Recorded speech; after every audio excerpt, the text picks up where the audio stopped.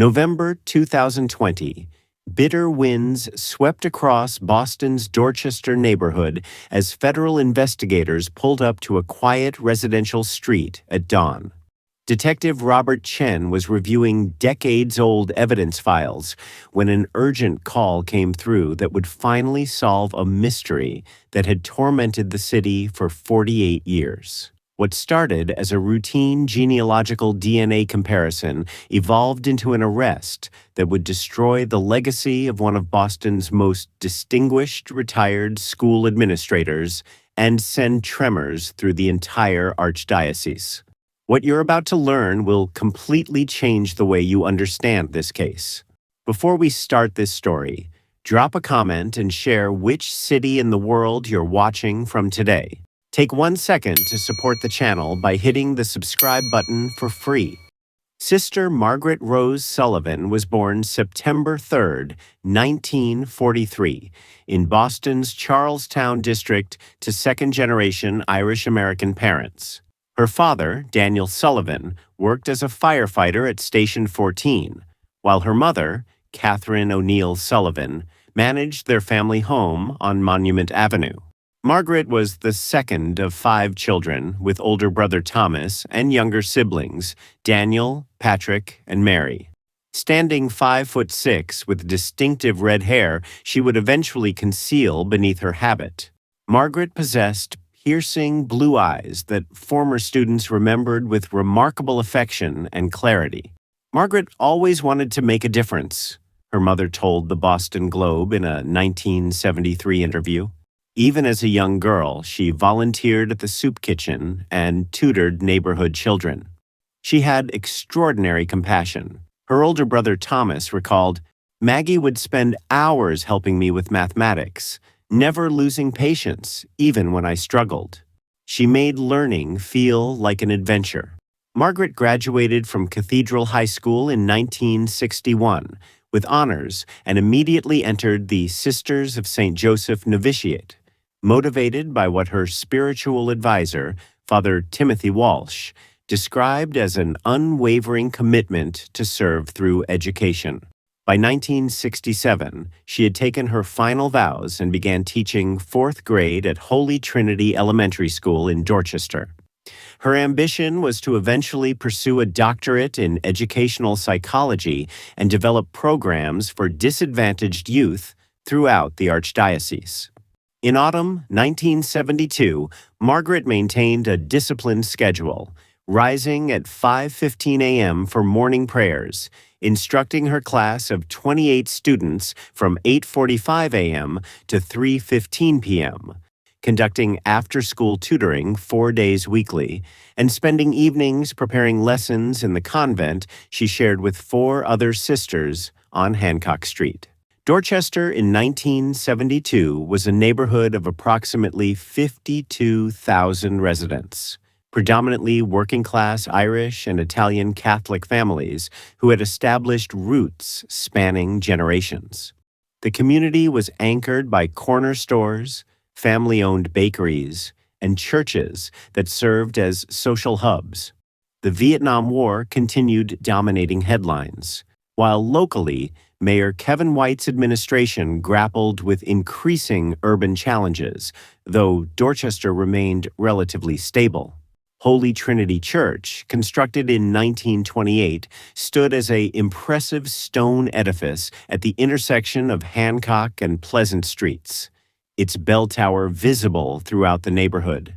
The parish served over 1,800 families and operated one of the archdiocese's most respected schools, with enrollment approaching 550 students.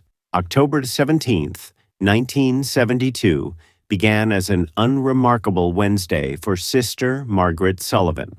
At 5:15 a.m., Margaret attended morning prayers with Sisters Catherine, Elizabeth, Anne, and Teresa. By 8:30 a.m., she greeted students arriving at the main entrance, telling 8-year-old Jennifer Murphy, "Good morning, dear. Ready for our science lesson?" Words Jennifer would never forget. The day proceeded normally through lunch at noon, when Margaret mentioned excitement about a new mathematics curriculum she was developing.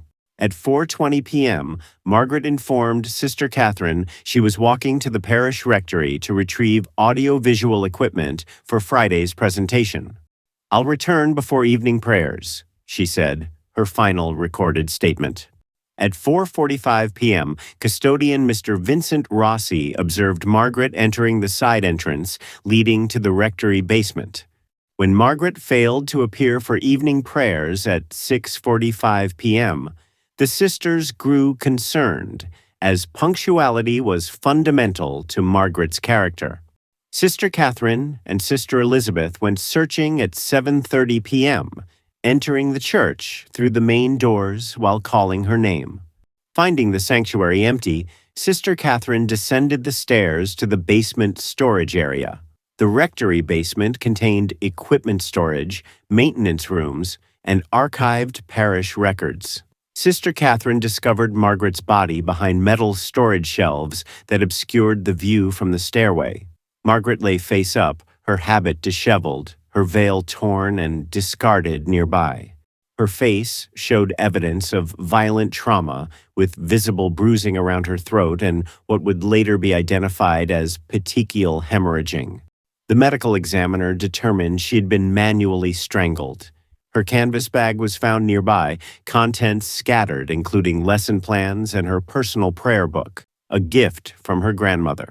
Physical evidence collected included a partial footprint in dust measuring approximately men's size 11, fiber evidence from what appeared to be a dark cotton shirt caught on a metal edge, tissue found under Margaret's fingernails indicating defensive struggle, and most significantly, biological evidence that would remain unidentifiable for 48 years.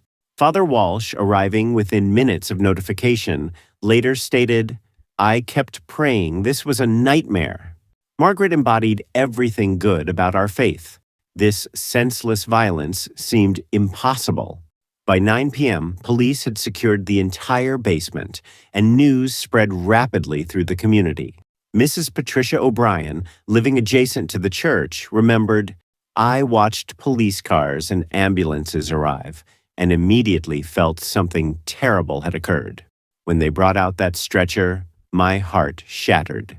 The investigation fell to the Boston Police Department's Homicide Division, led by Lieutenant Michael Brennan, a 19-year veteran who had never investigated a nun's murder.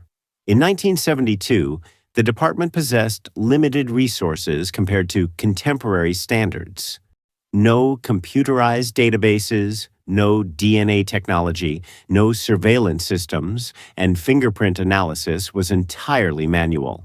The investigation team, Detectives Paul McCarthy and Dennis O'Malley, identified several individuals requiring scrutiny. First was Vincent Anthony Rossi, 47, the church custodian who had been the last person to see Sister Margaret alive. Rossi had worked at Holy Trinity for 9 years, was responsible for building maintenance, lived alone on Adams Street, and maintained a reputation as quiet and solitary. Investigators discovered Rossi had been court-martialed from the Navy in 1947 and served 6 months for assault in 1955. When questioned October 18th, Rossi claimed he finished work at 5:15 p.m. and went directly to Flanagan's Pub, where he remained until 8 p.m. The bartender confirmed seeing him, but couldn't account for every moment. Searches of Rossi's apartment revealed nothing connecting him to the crime, and after passing multiple polygraph examinations, he was excluded. However, the experience destroyed his reputation, and he left Boston within 8 months.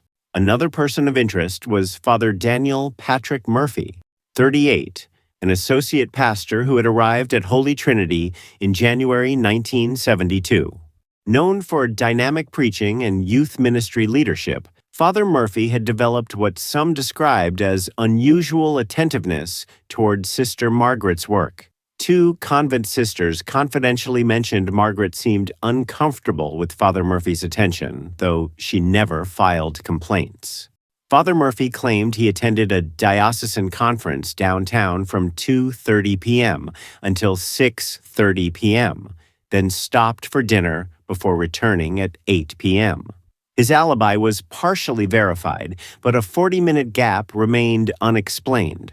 Detectives found his demeanor evasive, but without physical evidence and the Archdiocese's refusal to permit searches without warrants, the investigation stalled. Father Murphy was transferred to Worcester in 1974, and the investigation concluded without charges. A third suspect emerged. Brian Thomas Donovan, 31, a former maintenance worker terminated from Holy Trinity in August 1972 for unreliability and inappropriate conduct. Several teachers, including Sister Margaret, had complained about Donovan's unsettling behavior. Donovan harbored significant resentment about his firing, telling neighbors Sister Margaret had ruined his career. Despite promising leads and witness reports contradicting his alibi, no physical evidence connected him to the crime scene, and he was eventually released from suspicion.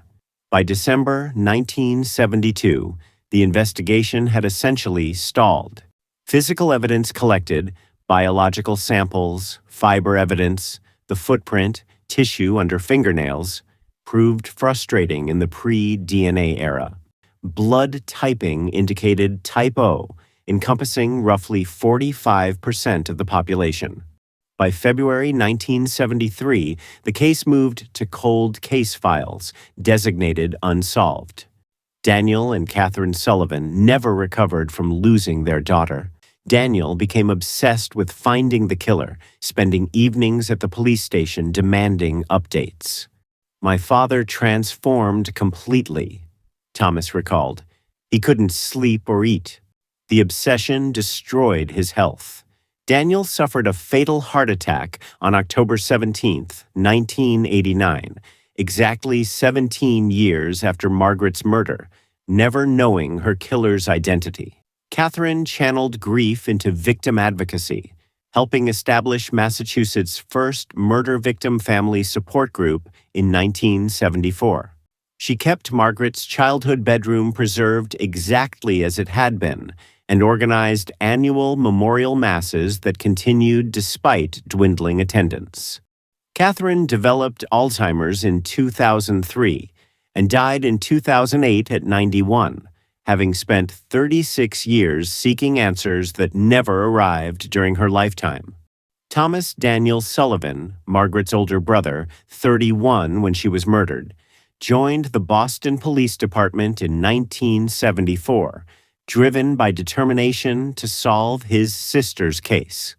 He spent 28 years with the department, rising to sergeant, though he never worked homicide and was prohibited from officially investigating Margaret's case due to conflict of interest. Thomas retired in 2002, disappointed but never abandoning hope. He lived to witness the breakthrough that solved his sister's murder. The case underwent its first major review in 1990 when Boston police created a dedicated cold case unit. Detective Lieutenant Sarah Jenkins reviewed dozens of unsolved homicides from the 1960s and 1970s. In March 1990, she pulled the Sullivan file and spent 4 months re-interviewing surviving witnesses and re-examining physical evidence. She arranged for biological evidence retesting using improved serological techniques, but results added minimal new information beyond confirming original blood type analysis. The second major review occurred in 2002, prompted by DNA analysis advances revolutionizing cold case investigations nationwide. Detective James Martinez submitted biological evidence from the Sullivan case for DNA testing at the Massachusetts State Police Crime Lab. Testing conducted between April and September 2002 successfully extracted a partial DNA profile, a significant breakthrough. However, the degraded sample resulted in an incomplete profile unusable for definitive identification. When run through CODIS, there were no matches. A third review in 2012 yielded disappointing results. Detective Maria Santos attempted newer DNA amplification techniques, producing a slightly improved profile, but still insufficient for definitive matching. Running the profile through CODIS again produced no hits. The breakthrough finally came November 12, 2020, when Detective Robert Chen received notification from genetic genealogy consultant Dr. Amanda Peterson. She had been working with investigative genetic genealogy, the revolutionary technique that gained national attention identifying the Golden State Killer in 2018. Dr. Peterson uploaded the DNA profile from the Sullivan case to GED Match, a public genetic genealogy database where consumers upload DNA test results to find relatives. On November 10, 2020, the Sullivan case DNA profile generated a match indicating a second cousin relationship with someone in the database. Using traditional genealogical research, Dr. Peterson spent 2 days building family trees and working backwards to identify possible suspects. Her email to Detective Chen contained a name: Richard James O'Connor. The technique combined DNA analysis with traditional genealogical research. Dr. Peterson explained, when someone takes consumer DNA tests, they receive information about ethnicity and potential relatives sharing DNA segments. The amount indicates relationship closeness. Even distant relatives share detectable DNA segments. The name Richard James O'Connor shocked the cold case unit because O'Connor was well known in Boston.